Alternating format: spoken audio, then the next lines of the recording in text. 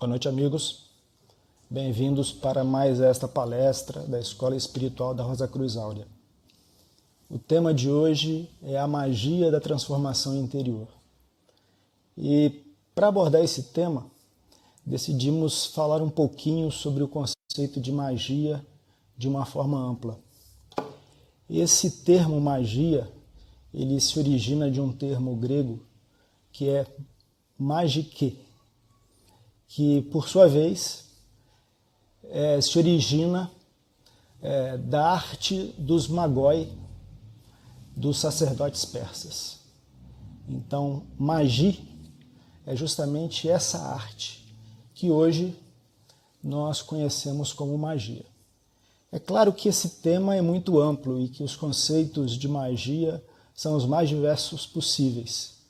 Então, nós tivemos que restringir nossa exposição a alguns conceitos apresentados ao longo da história para que ela não ficasse muito extensa. Mas, de acordo com várias referências gregas, de fato, a magia teria se originado na Pérsia. Alguns colocam Zaratustra ou Zoroastro como o criador, o fundador da magia original.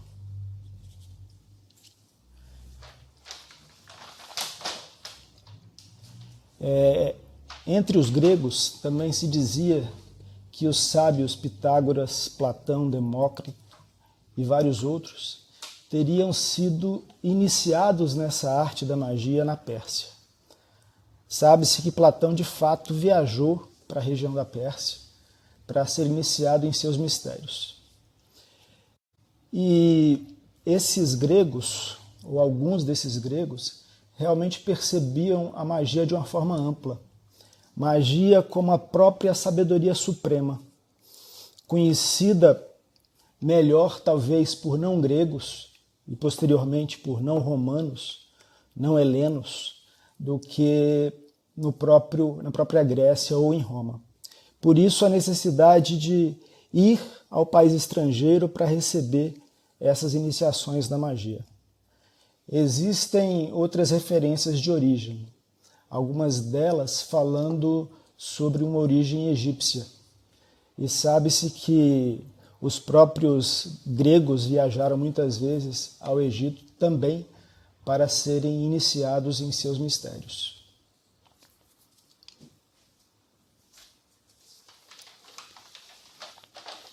Mas, na verdade, existiram e existem alguns conceitos distintos sobre o que seria magia. Um desses conceitos relaciona a magia com a arte da cura. E isso também está relacionado com a manifestação de faculdades latentes do ser humano. Ou seja, o ser humano tem um potencial de realizar certas coisas, de adquirir certos poderes e, com isso, efetuar a cura ou efetuar certas ações que ele não teria condições se não desenvolvesse essas faculdades. Um conceito mais amplo seria a magia como uma filosofia aplicada da natureza. Nesse sentido, a magia seria uma precursora da ciência ou seria uma ciência mais ampla que trataria de outras questões além das questões científicas. E existe o conceito de magia como sabedoria antiga, como uma teologia ou uma filosofia original, como uma filosofia perene, como um ensinamento universal.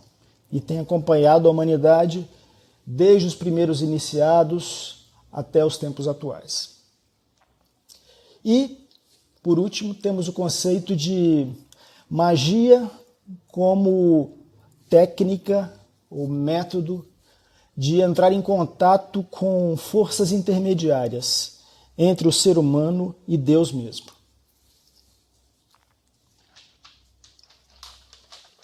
Em todos esses conceitos, em todas essas concepções, nós temos uma ideia-chave no centro. que é a ideia de manifestação, de exteriorização, de ato, de realização de uma ideia. É como se você tivesse um projeto, e um projeto pode ser desde o projeto de uma casa ao projeto de um universo, e precisasse trazer isso para manifestação. E a magia seria essa arte de trazer aquilo que é sutil ou mesmo espiritual à manifestação. Então, pode ser inclusive você trazer ideias do mundo das ideias de Platão ou do mundo divino à manifestação na matéria. Então, a ideia central de todos esses conceitos é você ter uma exteriorização de uma ideia, de uma intenção, de uma vontade e de um desejo.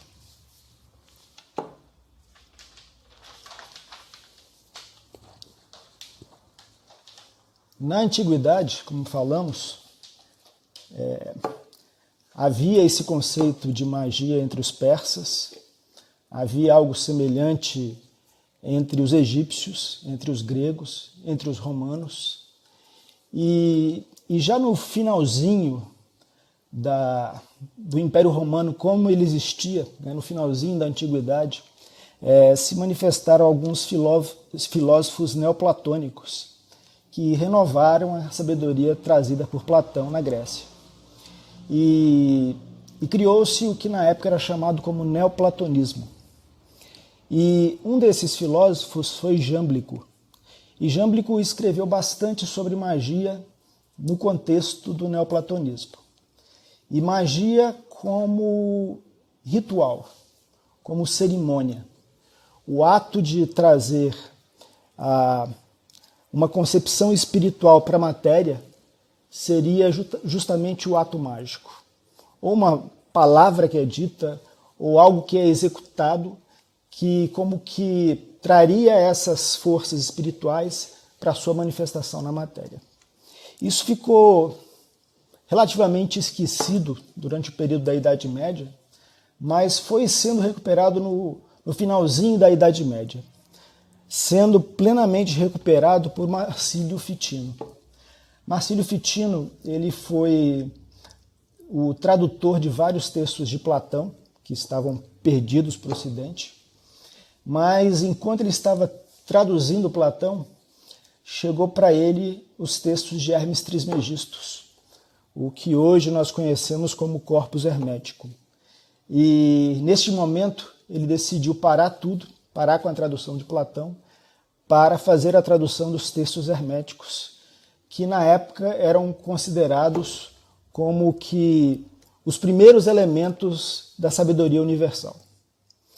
E com base nisso, com base tanto em Jâmblico, os neoplatônicos, como nos textos herméticos, Fitino como que fez de novo a magia voltar à vida. Mas uma magia divina, uma magia elevadíssima. Uma magia que, na verdade, ele relacionava com o próprio amor divino, com o próprio amor platônico. E seria justamente a ativação desse amor que tudo conecta, que faz com que tudo na natureza se torne um, em tudo e em todos. Então, o papel do mago é ativar o amor, a conexão, o divino em toda a natureza. Na mesma época, um aluno e amigo de Marcílio Fitino foi Pico della Mirandola, que, da mesma forma que Jâmblico, entre os neoplatônicos da antiguidade, ele voltou a falar da importância do ritual na conexão com as forças divinas e relacionou a magia com a cabala cristã. Ele estudou a cabala dos judeus e como que trouxe esse entendimento, essa filosofia para uma compreensão cristã do Novo Testamento. Um pouquinho depois, Paracelsus também trabalharia e falaria sobre magia. E para ele também, magia é a revelação do espiritual, do divino na matéria. Isso principalmente para um trabalho de cura, de uma cura essencial do ser humano. Então, o que pode justamente curar o ser humano é que ele recupere a sua conexão com o espiritual em si. É a essência da magia de Paracelsus. E, posteriormente, essas concepções de Paracelsus também foram utilizadas nos textos Rosacruzes, da Rosacruz clássica do século XVII, que falavam sobre o livro M, o livro da natureza, e o livro T, o livro de Deus.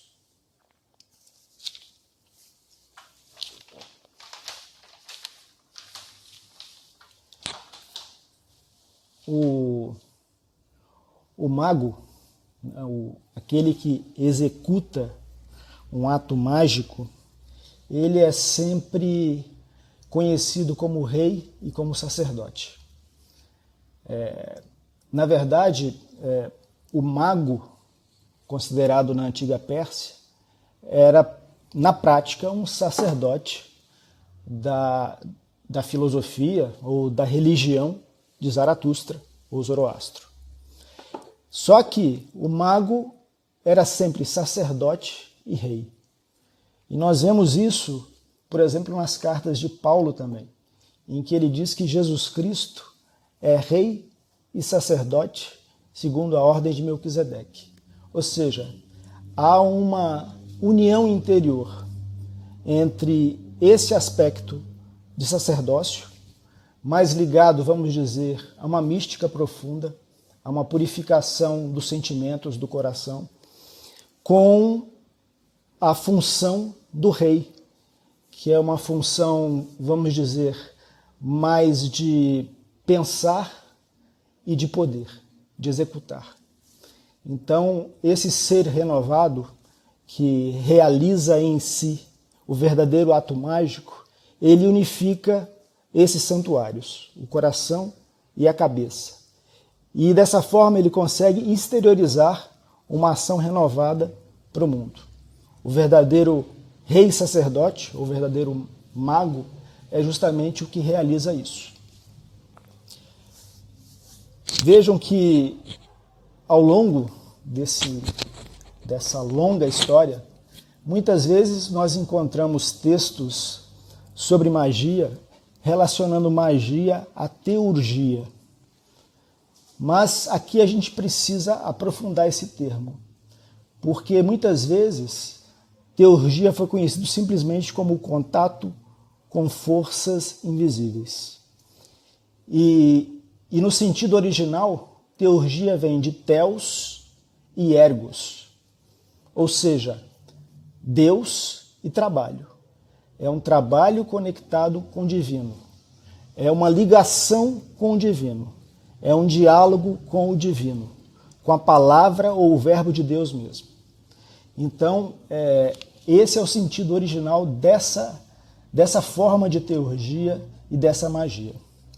Aqui nós podemos falar, na nossa terminologia, de magia gnóstica, que é como que a exteriorização de um pensar, de um querer e de um sentir renovados.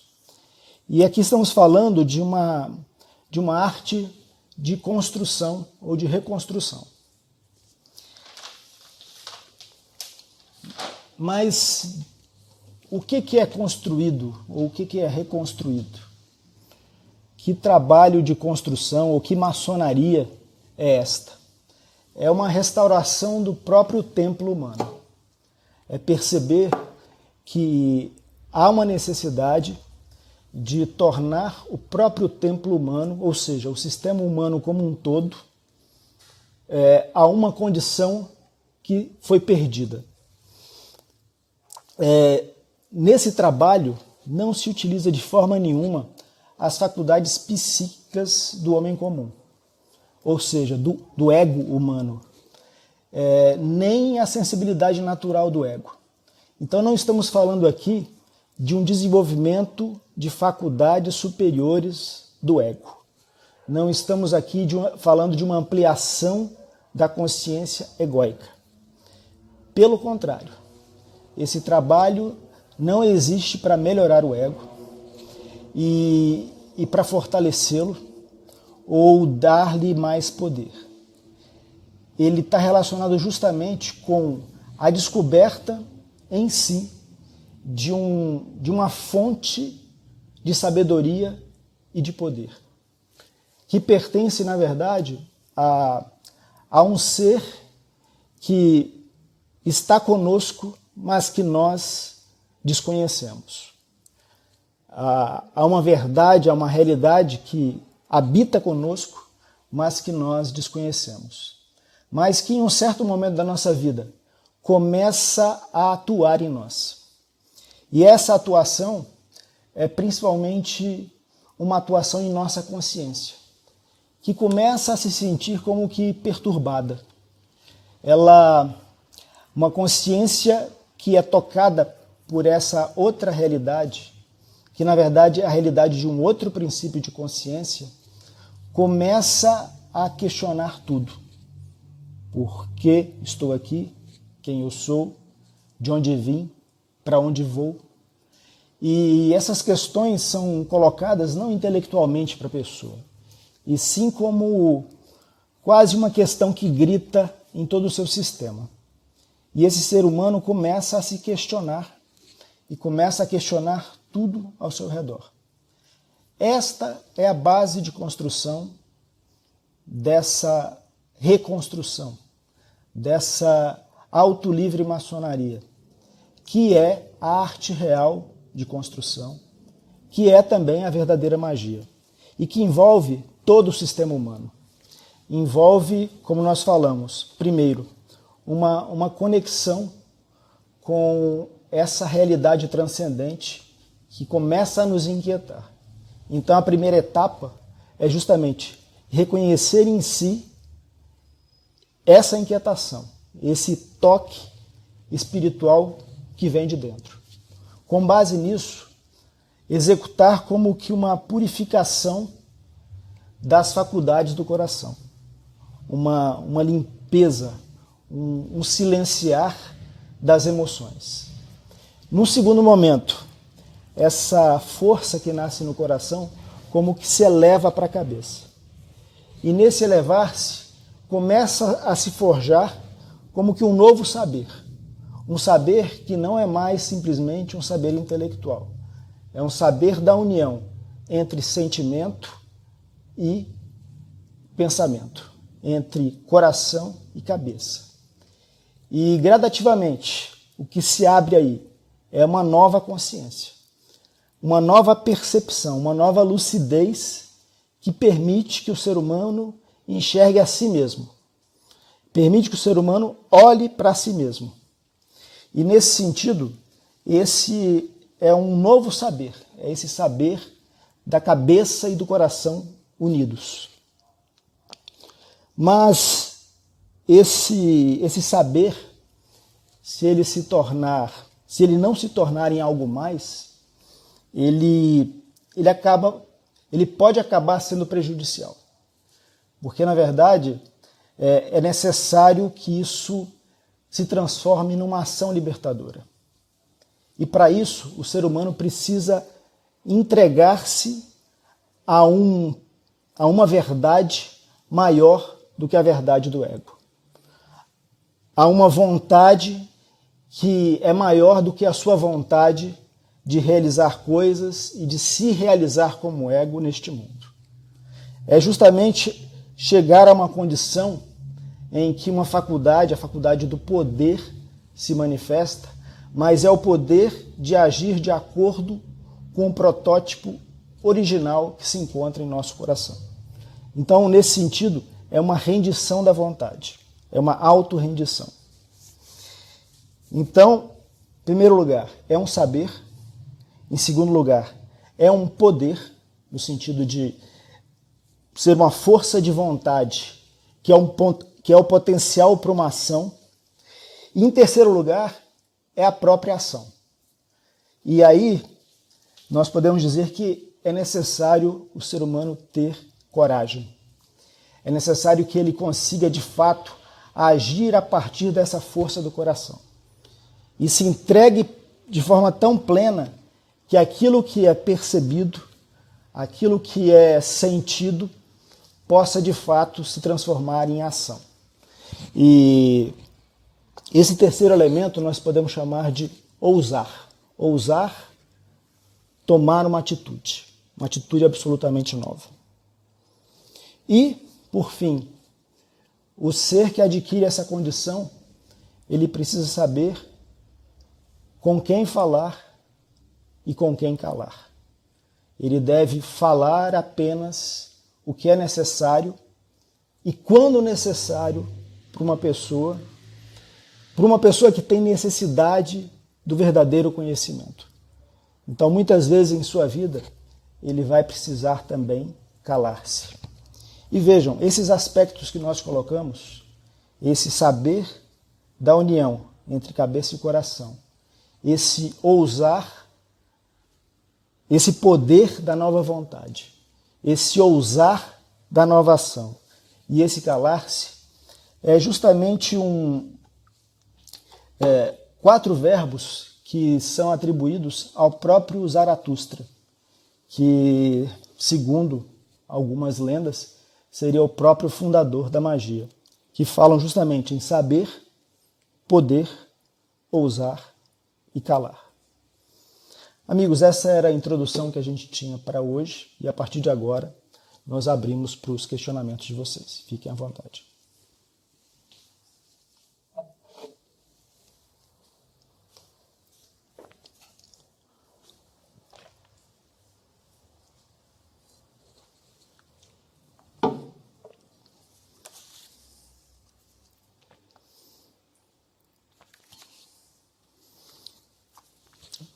A Geni pergunta o seguinte: o Zaratustra é de Nietzsche. Acho que não compreendi bem. Poderia me dar um caminho? Na verdade, o Nietzsche, ele pegou da antiguidade esse nome. Zaratustra foi o fundador de uma sabedoria, de uma linhagem de conhecimento espiritual, que nasceu na Pérsia na antiguidade. Por exemplo, foi a primeira vez em que nasceu quase que uma concepção dualista e quase uma concepção de um Deus único. Porque Zaratustra ensinava que havia um Deus absoluto, que seria Ormuzd, e uma força negativa, que seria Ahriman, que se oporia a essa força da divindade. Então, o Nietzsche simplesmente, no século XIX, pegou esse nome e deu ao seu personagem, aquele sábio, do Assim Falava Zaratustra. Então, é por isso que nós falamos não do Zaratustra do Nietzsche, e sim desse sábio da antiguidade. Outra pergunta é do Davi ou David. Será que Hermes Trismegisto era apenas uma pessoa ou um grupo de estudiosos das leis universais? É uma boa pergunta, Davi, e de certa forma sem resposta, porque os textos herméticos, os textos do corpus hermético, certamente não foram escritos por uma única pessoa. Certamente foram escritos por uma escola, nós podemos falar de uma escola hermética. Mas isso não significa que na antiguidade não houve um sábio chamado Hermes Trismegisto também. Então, alguns relacionam inclusive esse ser, esse sábio, Hermes Trismegisto, com o próprio deus Tote, que era um deus egípcio. Então, há muitas lendas a respeito, mas não há nada conclusivo. Os textos herméticos eles foram apresentados como eles existem atualmente no início da nossa era, nos séculos 2 e 3. Eles tem uma linguagem certamente influenciada pelo cristianismo, certamente influenciada pelo neoplatonismo, mas há certas evidências de que a forma que esses textos assumiram nos séculos 2 e 3, na verdade foram a transformação de uma linguagem mitológica de textos que já existiam no Antigo Egito para uma linguagem compreensível para o ser humano da época. Então é por isso que muitos dizem, na verdade, os textos herméticos e Hermes Trismegistos remontam lá ao período, né, da antiguidade egípcia, do Império Egípcio. Então isso é algo questionável, nós não temos como responder categoricamente sobre isso.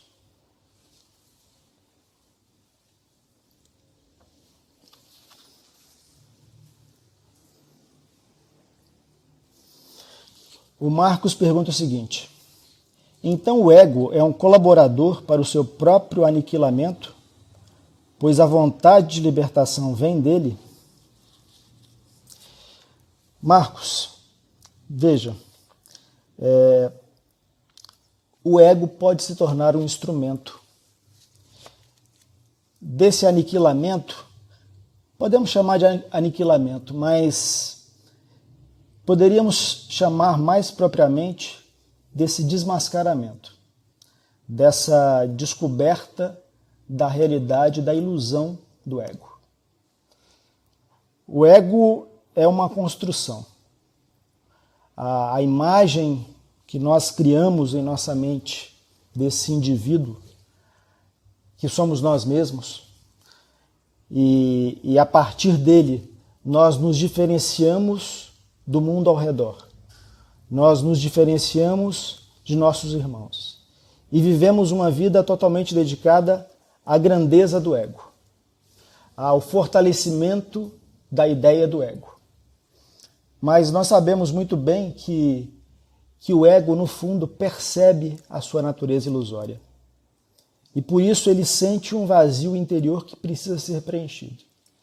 Mas, muitas vezes, esse vazio, tenta-se preencher esse vazio com coisas exteriores, com identificações exteriores.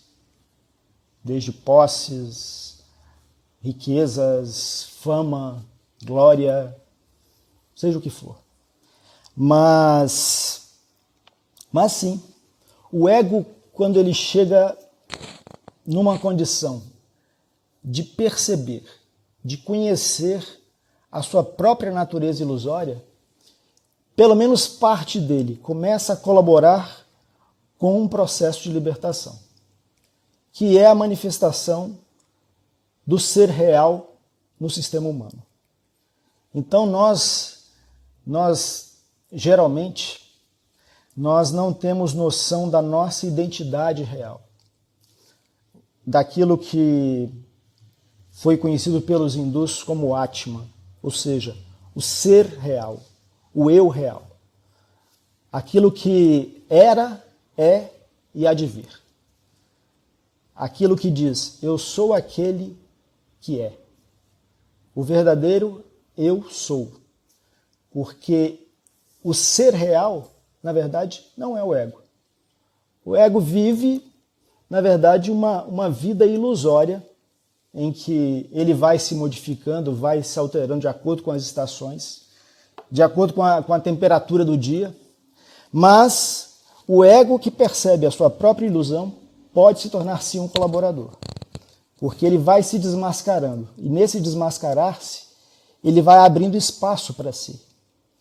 Espaço em seu ser interior, espaço de sentimento, espaço de pensamento, espaço de vontade, espaço de ação. E nesse espaço, como um vaso vazio, algo novo pode entrar. E quando estivermos cheios de nós mesmos, isso não será possível. Mas quando nos esvaziamos, sim.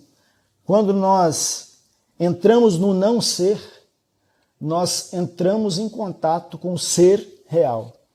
E podemos nos unificar com esse ser real. Então esse é o papel do ego, que descobre a sua própria natureza ilusória.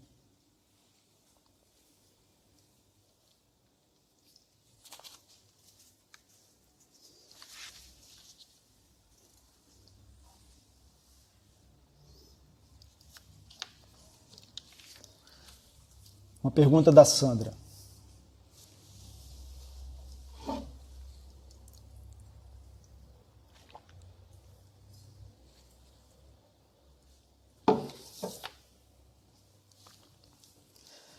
A transformação interior real é possível apenas às almas maduras, ou a transformação real de uma alma irradia e pode chegar a outras almas, ajudando-as em seus processos de mudança? Boa pergunta, Sandra. E eu diria que sua pergunta já contém a resposta, porque é exatamente isso. É essa segunda hipótese, ou seja, a transformação fundamental tem como base, sim, um amadurecimento fundamental da consciência. Mas quem realiza esse processo em si passa a irradiar uma lucidez, um silêncio que toca outras pessoas. E essas pessoas podem ser pessoas que também estão maduras para o caminho espiritual e que de uma forma ou outra vão terá esse desejo, esse anseio puro dinamizado em si, ou pode atuar mesmo naqueles que ainda não estão maduros, auxiliando no seu amadurecimento. Então, isso realizado por um indivíduo separado tem uma determinada força. Por um grupo consciente, isso tem uma força tremenda. Um grupo consciente realizando esse processo de reconstrução interior pode irradiar para todo mundo e para toda a humanidade. Então nós podemos dizer que, de certa forma, todo ser humano está num processo de aproximar-se de um caminho espiritual e de realizá-lo. Esse chamado está sendo emitido para todos. E aqueles que ainda não estão maduros estão se tornando maduros para isso. E assim que se tornarem maduros, eles vão buscar, por impulso interior. Eles vão ser levados pelo próprio princípio divino dentro deles, a buscar a verdade e a realizar também essa tarefa da autorreconstrução.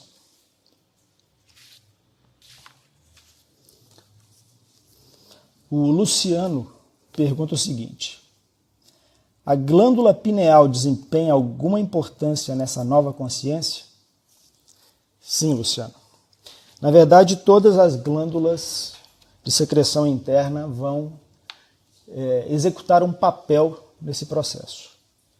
E a primeira das glândulas é a glândula timo, que a gente tem aqui na região do coração, que num certo momento ela passa a emitir no sangue um hormônio de natureza muito sutil que vai levar a uma transformação sanguínea. E, portanto, é uma transformação da consciência. E vamos dizer, num certo momento, essa força que nasceu no coração vai se manifestar em nossa cabeça. E vai tocar outra glândula, que ainda não é a pineal, é a hipófise. E vai levar essa glândula a uma transformação. E é uma transformação ainda parcial. Mas aquilo que nós falamos, de uma primeira purificação do coração, de uma primeira purificação dos pensamentos, nasce da ação dessa força em nós. E essa força que nasceu no coração, que se elevou até a hipófise, ela vai começar a circular em todo o organismo. Ela vai descer e subir. Os antigos hindus diziam que existem 2 cordões em nosso sistema, que eles chamavam de Ida e pingalá. Um cordão, digamos, em que a força desce e outro cordão em que a força sobe. Então essa força desce até o mais profundo do ser humano e posteriormente ela sobe. E subindo, ela vai transformando todas as glândulas no caminho. E num certo momento, ela vai fechar esse circuito e vai voltar para a hipófise. E nesse momento é que nós teremos como que um sistema anímico preparado para receber uma força divina, uma força verdadeiramente espiritual. Então, essa força que fez essa viagem em nosso organismo e voltou para a hipófise, vai como que dar um salto quântico para a pineal e vai abrir a pineal para a recepção dessa força divina que é o espírito. E aí, digamos, essa força vai poder atuar inclusive na própria consciência humana. O cordão central de nossa coluna, onde arde o fogo serpentino, vai receber essa força e vai passar por uma transformação. Então, só resumindo, sim, num estágio já avançado do caminho, a pineal vai exercer um papel importante nesse processo. É importante que a gente diga o seguinte: o método proposto pela Rosa Cruz Áurea não traz uma dinamização forçada da pineal no primeiro momento. Da mesma forma que não vai trazer uma forçação, um impulsionamento da força da Kundalini do plexo sacro. Porque essas forças têm que ser trabalhadas naturalmente. E para que elas sejam trabalhadas naturalmente, é fundamental que, primeiro, essa força do coração nasça. Então nós podemos, inclusive, falar que estamos nos referindo a 3 Kundalinis. Uma Kundalini do coração, uma Kundalini do plexo sacro e uma Kundalini ligada à pineal. Mas elas precisam seguir esse processo, esse caminho. Primeiro o coração, depois passa apenas pela hipófise, desce até o último chakra, sobe de novo e só no último momento a pineal é acessada para a recepção do espírito. E a partir daí é que começa de fato o processo de transfiguração.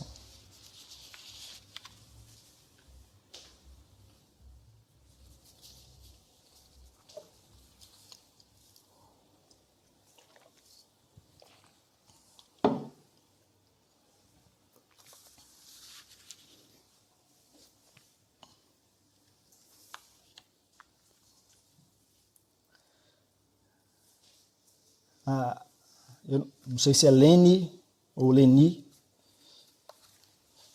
questiona o seguinte: quando uma pessoa percebe que seu ver, sentir e agir sofre uma mudança radical, até então desconhecida pela sua personalidade conservadora, em termos de conhecimento, poderíamos dizer que o seu eu interior, de certa forma, foi transformado?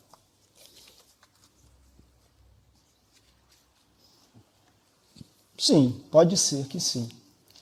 É claro que nós devemos sempre nos questionar. Será que é uma mudança fundamental? Será que é uma mudança de fato estrutural? Isso ninguém pode fazer pelo outro. Só a própria pessoa que passou pela experiência é que pode vivenciar. Porque o que estamos falando é de um processo em que realmente o que é velho passa, né? Tudo que era velho passou. O velho céu e a velha terra já não existem, como diz o Apocalipse. E tudo se fez novo. Então, é só o autoconhecimento que pode nos dizer se houve de fato uma renovação radical, profunda, e na sua pergunta você disse que sim, né? E que isso trouxe ou traz um novo conhecimento. Então nós sabemos que ao longo da história, muitos vivenciaram experiências semelhantes. Por exemplo, o sábio do século XVII, Jacob Böhme, ele descreve que num certo momento ele vislumbrou uma luz que estava saindo de um objeto, de cristal, e que a percepção disso como que levou ele a um conhecimento que abrangia, na verdade, algo que não poderia ser conhecido em séculos de estudo. Então, e nesse caso, Jacob Böhme provou, por sua mudança de atitude de vida, que realmente algo fundamental tinha se alterado. Porque ele também não guardou isso para si, ele disseminou. Mesmo sendo perseguido, ele manteve a sua tarefa de disseminar aquilo que ele recebeu. Então, quem recebe algo desse tipo, ou quem se torna digno para receber um conhecimento novo assim, na verdade não recebe para si, recebe para uma transformação do mundo e da humanidade. E é aí que a gente tem que descobrir a autenticidade da nossa experiência ou não. Se ela nos torna mais egocêntricos, não é um contato com a força divina.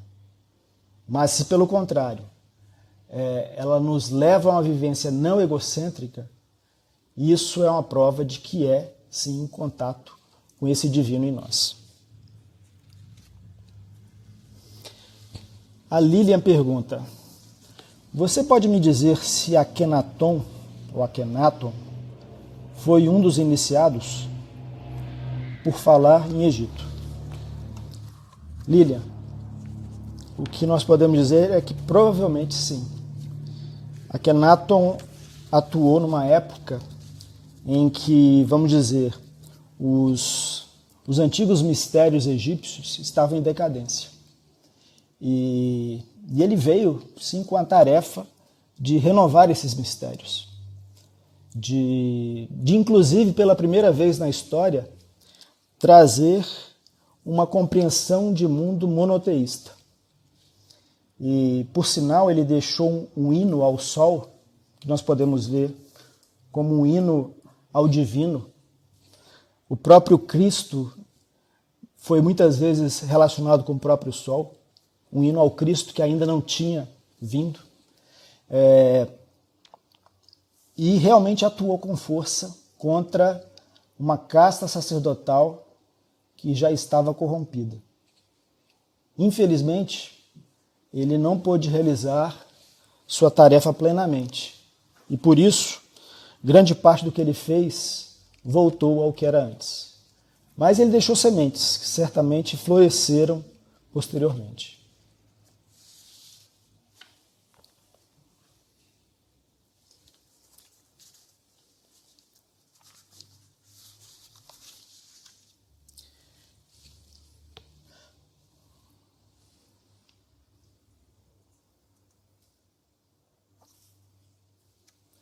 A Lauriette pergunta o seguinte: como se sabe quando acontece esse amadurecimento?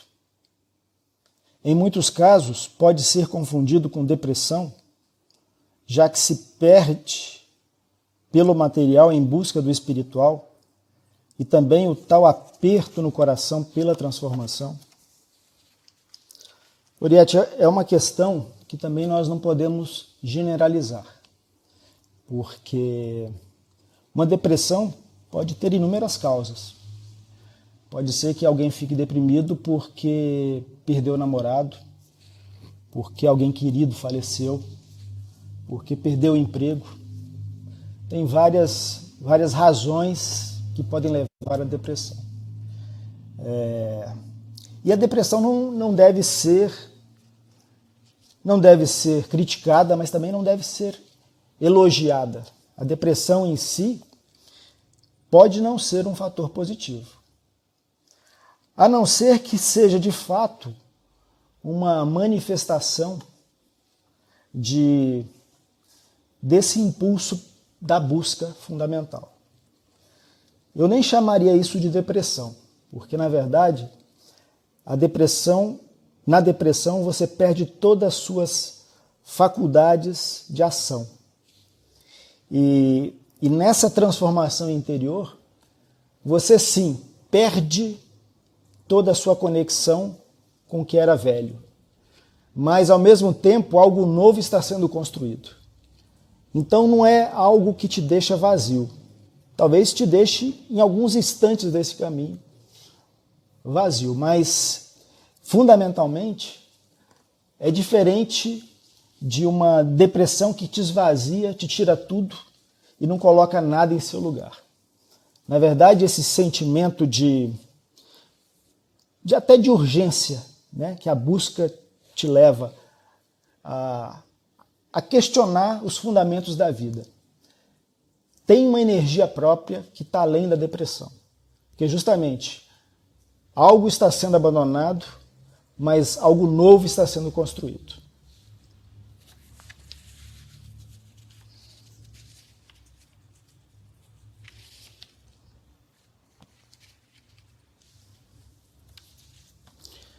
A Andréia pergunta o seguinte: o eu superior, o Deus interno, pode guiar a pessoa através da sincronicidade? Há um tempo percebo que parece que há um fio que me direciona para determinadas leituras. E essas leituras geralmente vêm ao encontro de algum questionamento que estou fazendo intimamente. Parece que as respostas vão surgindo como que magicamente. Às vezes, textos que já li e lendo novamente, parece que ganham vida, que estão falando comigo no momento. André, só fazer uma distinção aqui na nossa terminologia, tá? Porque você está se referindo sim aqui ao princípio divino, né? Que nos move nessa busca. Mas, ao longo da história do esoterismo, esse novo eu, esse ser que de fato que tem existência real, ele foi confundido por um outro ser. Porque, na verdade, nós, além de sermos essa personalidade, né, com sua vitalidade, com suas emoções, com sua vontade, com seus pensamentos, nós estamos ligados a algo muito maior do que nós, que nós chamamos de microcosmo. Por sinal, esse princípio divino, nós podemos dizer que pertence ao microcosmo e não a nós como personalidades. Mas esse microcosmo passa por diferentes vidas. Ele é um ser que alterna entre a matéria e as regiões sutis. E nessa alternância, nessas diferentes vidas, ele vai passando por diferentes experiências. E essas experiências ficam marcadas, como que vamos imaginar, uma esfera magnética que nos envolve. E gradativamente esse ser vai adquirindo como que uma característica própria, uma identidade própria, uma falsa identidade como é a do ego também. Alguns chamam esse eu kármico de eu superior. Mas, na verdade, o eu kármico é o núcleo central da ilusão do próprio eu. Nós temos essa ilusão tão fortemente gravada em nós, justamente porque nós herdamos essa ilusão do falso eu superior. Tá? Então, só colocando isso para esclarecer, que o eu divino, o verdadeiro ser divino em nós, ele nos orienta assim. Quando nós começamos a sentir esse fogo da busca que nos leva ao caminho, nós passamos a ser direcionados, sim. A vida não acontece por acaso. Os livros que a gente encontra, como você colocou, não surgem em nossas mãos por acaso. Existe uma máxima oculta que diz: quando o discípulo está pronto, o mestre aparece. O mestre não precisa ser um mestre exterior. Pode ser uma experiência de vida, pode ser mesmo um livro, um filme, que você assiste num momento que está preparada para receber o ensinamento mais profundo que aquilo quer passar. Então, sim.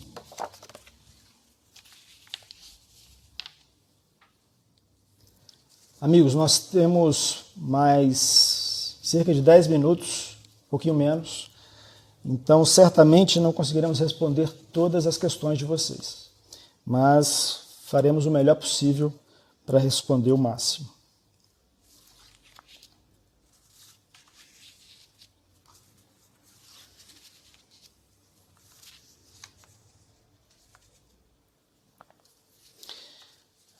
Tem uma pergunta da Andréia. O planeta está passando por um momento de aceleração do processo de despertar? Em primeiro lugar, sim, certamente. Nós estamos vivendo uma transição entre dois momentos. Os últimos 2100 anos foram regidos por peixes e nós estamos ingressando no novo período, que é o período de Aquário. E são novas forças de radiação que estão atuando neste momento no planeta. Essas transições são sempre complicadas porque cada era se consolida e se cristaliza em redor de alguns pontos-chave. E chega um momento que tudo aquilo que foi construído vai ser destruído para dar espaço a algo novo. Então, nós vemos sim uma aceleração, eu diria, não apenas do processo de despertar, de tudo. Uma aceleração do processo de desmascaramento de todos os poderes deste mundo. Isso certamente é uma realidade. Um processo de desenvolvimento tecnológico que nos pega de surpresa todo dia. Então, de fato, é um momento de transformação muito grande. E o propósito central é, sim, despertar o ser humano. Porque nesse processo não fica pedra sobre pedra. Por mais que nós nos agarremos, as ilusões todas estão sendo desfeitas. Tudo que foi construído exteriormente, naquilo que a gente chama de cultura, as várias máscaras que nós construímos como cidadãos, como profissionais, como pais de família, seja o que for, estão sendo desmascaradas. E o que resta é justamente a percepção do ego, a percepção nua do ego dele mesmo, que é a chave de toda a transformação. Então, como nós colocamos antes, o ser humano que percebe a natureza ilusória do ego é aquele que tem condições de se abrir para o ser real. Enquanto ele estiver totalmente iludido consigo mesmo, não vai haver espaço para nada diferente. E sim, a nossa época é uma época propícia, apesar de que é uma época de liberdade.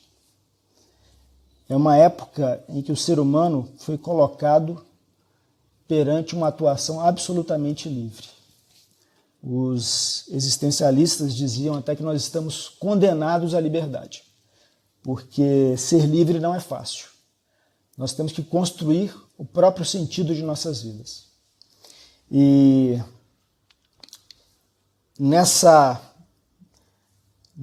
desfazer-se de todos os valores antigos, nós precisamos construir algo novo a partir de nós mesmos. E nós temos uma pedra angular de construção, que é a própria força crística que habita o nosso coração. Então essa tem que ser a pedra angular dessa nova construção.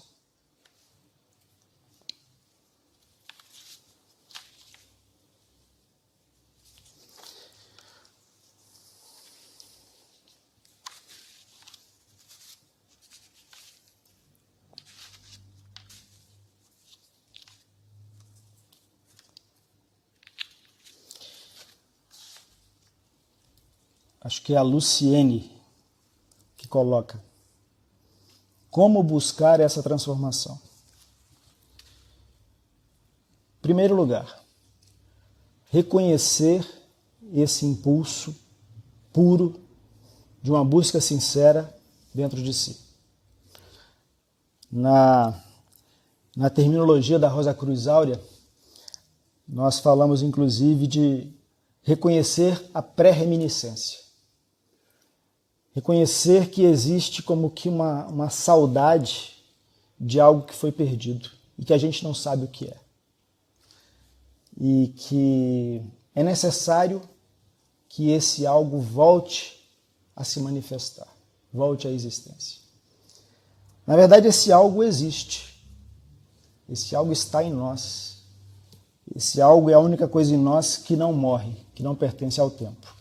Ele é, era, é e será, como foi dito de Cristo. E identificado esse impulso da pré-reminiscência, nós começamos um caminho, que é um caminho de autoconhecimento. Então, com base nessa reminiscência, uma luz vai brilhar também em nossa cabeça. Da mesma forma que ela brilha no coração, ela vai se expandir e vai brilhar na cabeça.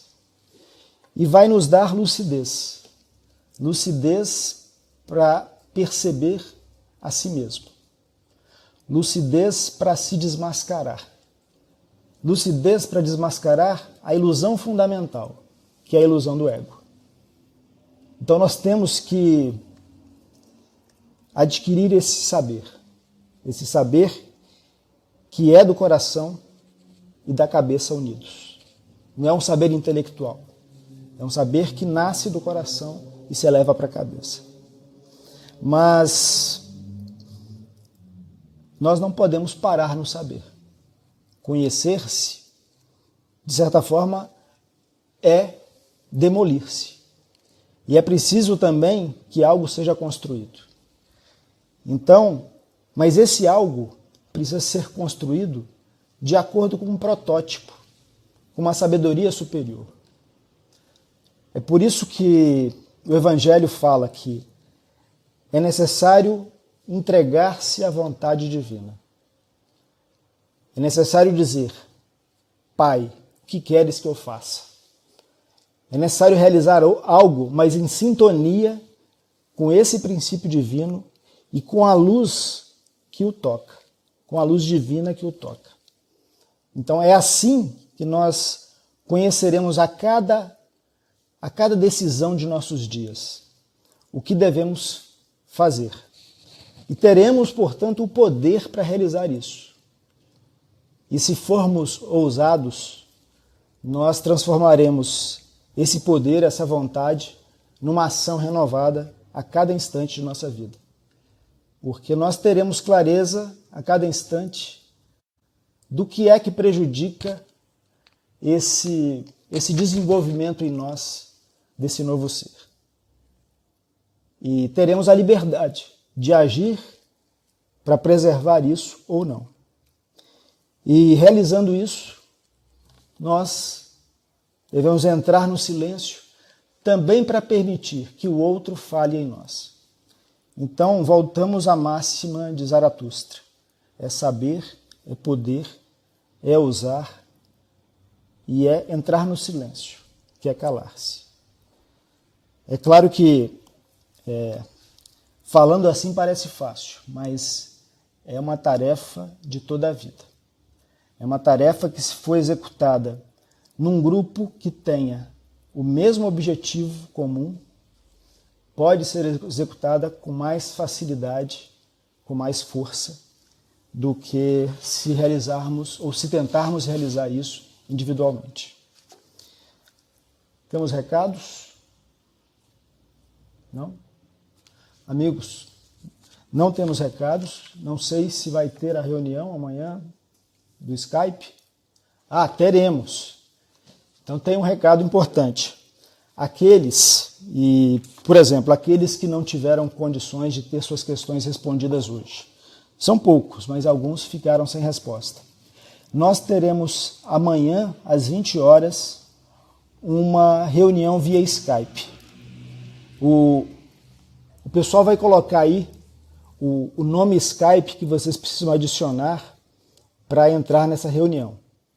Vocês adicionando esse nome Skype, vocês serão aceitos por ele e na hora certa, amanhã às 20 horas, vocês poderão entrar nessa reunião e ter um bate-papo com algumas pessoas que vão, da mesma forma que nós hoje aqui, tentar responder aos questionamentos de vocês. Então, encerramos aqui, agradecemos a todos vocês pela atenção e convidamos para a próxima palestra daqui a 2 semanas, em uma nova segunda-feira, às 20 horas. Obrigado.